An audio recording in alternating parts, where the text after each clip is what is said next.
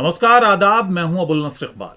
फिलिस्तीन के ताबड़तोड़ हमलों से, हमास के ताबड़तोड़ हमलों से इजराइल इतना घबरा गया है कि अब उसने मदद के लिए अपने आका यानी अमेरिका को पुकारा है। अब अमेरिका का दोगलापन देखिए। एक तरफ वो कह रहा है कि युद्ध विराम होना चाहिए, युद्ध विराम की वो वकालत करता है। हालांकि वो ये भी कहता है साथ में कि इजराइल को आत्मरक्षा का अधिकार है। अब उस आत्मरक्षा में वो ये बात नहीं भूल जाता है कि इजराइल फिलिस्तीन के उन इलाकों में हमले करता है जहां पर बस्तियां हैं, लोग रहते हैं, सिविल बस्तियां हैं। ये उस वक्त वो भूल जाता है। लेकिन बहरहाल हम इस बात की बात नहीं कर रहे हैं। हम अमेरिका का दोगलापन आपको दिखाते हैं कि किस तरीके से इस युद्ध के माहौल में उसने एक बहुत बड़ा सौदा किया है इजराइल के साथ। और यह सौदा है लगभग 5,500 करोड़ रुपए के हथियारों के सौदे का। हालांकि इस पर सवाल उठ रहे हैं, अमेरिका में ही सवाल उठ रहे हैं और पूरी दुनिया में इसकी काफी आलोचना हो रही है। लगभग 735 मिलियन डॉलर की ये पूरी डील है जो अमेरिका देगा, जो हथियार अमेरिका देगा इजराइल को। इस पर काफी सवाल उठ रहे हैं। अमेरिकी संसद में ही इस पर सवाल उठाए हैं, कई सांसदों ने इस पर सवाल उठाए हैं और कई सांसदों ने यह भी कहा है कि इस डील को अमली जामा तभी पहनाया जाए जब इजराइल युद्ध विराम के लिए आमादा हो और वो इजराइल की तरफ से जो हिंसा हो रही है फिलिस्तीनियों पर उसको रोका जाए। तभी ये डील और ये हथियार इजराइल को दिए जाएं।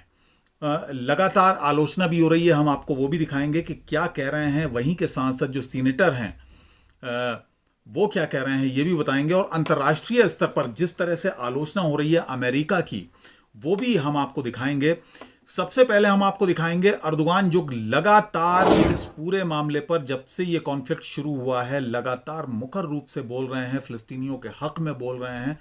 उन्होंने एक बहुत बड़ा बयान दिया है। उन्होंने, मैं समझता हूं कि अब तक का, जब से जनवरी से जो बाइडन आए हैं, अमेरिका के राष्ट्रपति चुने गए हैं, तब से अब तक का सबसे तल्ख बयान जो आया है वो तुर्की के राष्ट्रपति रजब तैयब अर्दोगान की तरफ से आया है। उन्होंने कहा है बाइडन से कि आप अपने खूनी हाथों से इतिहास लिख रहे हैं, आप हमें यह कहने पर मजबूर कर रहे हैं क्योंकि हम इस पर चुप रहने वाले नहीं हैं। यह कहा है, एक बार फिर मैं आपको बताता हूं, अब तक का सबसे बड़ा बयान है ये जो अर्दोगान की तरफ से आया है अमेरिका को।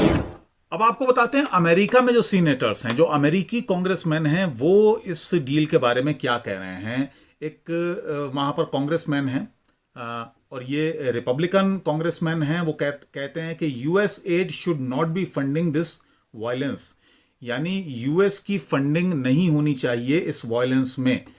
और शुरुआत में वो लिखते हैं, we can not just condemn rocket fired by the Hamas and ignore Israel state sanction police violence against Palestinians. यानी जो हमास की तरफ से जो रॉकेट से हमले हो रहे हैं अपने प्रोटेक्शन के लिए, अपनी दिफा के लिए, हम उनको सिरे से खारिज नहीं कर सकते हैं। हमें देखना चाहिए जो इजरायली ऑक्यूपेशन और जो इजरायली वहां पर अनलॉफुल एविक्शंस हो रहे हैं, लोगों को घरों से वहां पर बाहर निकाला जा रहा है अनलॉफुल, गैर कानूनी तरीके से, उस पर भी हमें नजर रखनी चाहिए। दरअसल इजराइल और अमेरिका की ये जो बौखलाहट है ये दो तरफा है। तो इजराइल पर लगातार जिस तरह से ताबड़तोड़ हमले हो रहे हैं उससे बौखलाया हुआ है और अलग अलग हथकंडे अपना रहा है। हद तो यहां तक हो गई है कि अब इजराइल ने उसके ऑफिशियल, जो इजराइल का ऑफिशियल ट्विटर हैंडल है, उस पर एक ट्वीट किया है जिसपे उसने इस बात को दर्शाया है कि उस पर 1000 रॉकेटों से हमला किया गया है और बाकायदा इमोजीज बनाई गई हैं रॉकेट्स की और वो हमलों को दर्शाया गया है। मैं ये आप स्क्रीन पर देखिए किस तरह से ये दर्शाया गया है और नीचे उसके लिखा है इजराइल अंडर अटैक। हालांकि इस पर काफ़ी इसकी आलोचना भी हो रही है और उसने ये भी लिखा है कि इनमें से हर रॉकेट मारने के लिए बनाया गया है। हैशटैग दिया है इजराइल अंडर अटैक। और दूसरी जो बौखलाहट है वो इस बात को लेकर है इजराइल की कि जो अंतर्राष्ट्रीय समुदाय का समर्थन वो चाह रहा था कि उसको मिले, वो समर्थन उसको नहीं मिल पा रहा है। यूएन सिक्योरिटी काउंसिल में 3 बार निंदा प्रस्ताव आया, लेकिन अमेरिका के दखल के बाद कोई साझा बयान जारी नहीं हो पाया है। इस बात को लेकर बौखलाहट है कि अंतर्राष्ट्रीय समुदाय का वो साथ नहीं मिल पा रहा है और फिलिस्तीन और हमास इस मामले में कामयाब हुए हैं कि अंतर्राष्ट्रीय बरादरी का समर्थन मिल रहा है। हद तो यहां तक है कि जिन देशों ने, फ्रांस और जर्मनी भी उसमें शामिल हैं, जिन्होंने इजराइल को अपना समर्थन दिया है, वहां के नागरिकों ने इजराइल के खिलाफ धरना प्रदर्शन किए हैं, प्रोटेस्ट किए हैं। तो कुल मिलाकर फिलहाल ये लग रहा है कि जो कॉन्फ्लिक्ट चल रहा है और जिस तरह से इजराइल को अमेरिकी और कुछ यूरोपीय मुल्कों का साथ मिल रहा है, उधर फिलिस्तीन, हमास को ओआईसी और तुर्की या पाकिस्तान उसमें प्रमुख रूप से शामिल हैं, जो मुखर तरीके से बहुत ही आगे बढ़कर बयान जारी कर रहे हैं और एक एकजुटता बनाने की कोशिश कर रहे हैं, ख़ासतौर से इस्लामिक मुल्कों में। उसको देखकर यही लग रहा है कि कॉन्फ्लिक्ट अभी यहीं थमने वाला नहीं है।